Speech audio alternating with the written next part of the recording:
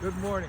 All right, so we're gonna split the yarrow today because the yarrow is pretty invasive and it's a strong plant, so I don't think you can kill it if you want to. So what I'm gonna do is I'm gonna take this section out right here. And you have to cut around the base of the yarrow. So you have to sort of make a circle around it.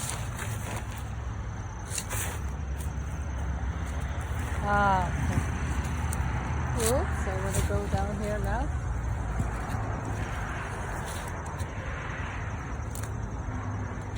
So unfortunately, I know I'm stepping on the other yarrow, but again, it's strong, so it's going to be all right.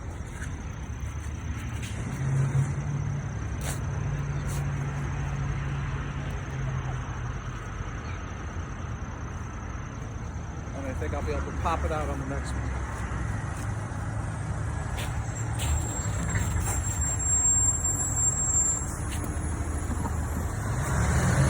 So I'm going to shake it out a little bit because I don't want to take too much soil with it.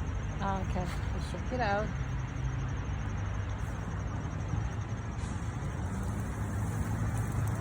So here's my hunk of yarrow. So I could cut this into any amounts that I want. I could cut it in half, I could cut it in quarters. So there's multiple options. If I want, I can just take a knife and cut it off with that way. But my preferred method is a spade. So I'm taking it off the tarp because if I use the shovel, I'll go right through the tarp as well.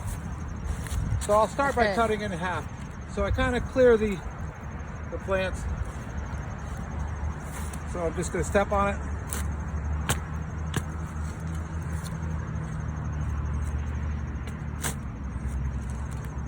So now we've got two. And I think I'm going to quarter this because it's big enough that I could do that.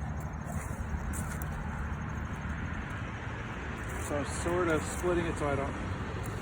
There we go, perfect spot right there. Oh, perfect.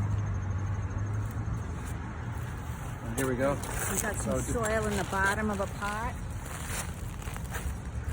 Put it in there. We'll put some soil on the top of that. Tamp it down. Make sure the roots are in there.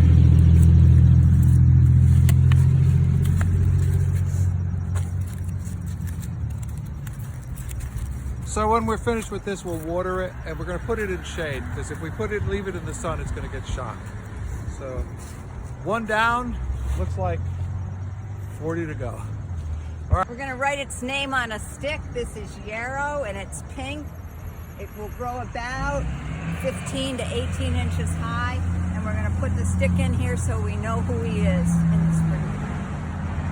Awesome.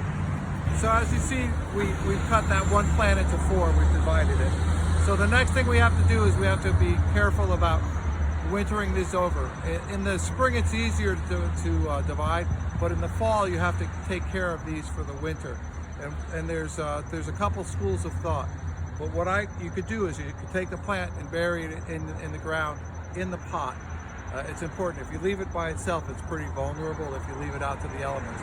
If you don't want to do that, put it right against your house so the house will somewhat protect it from the weather. So you have to do that because you'll lose a lot of plants if you leave it by itself.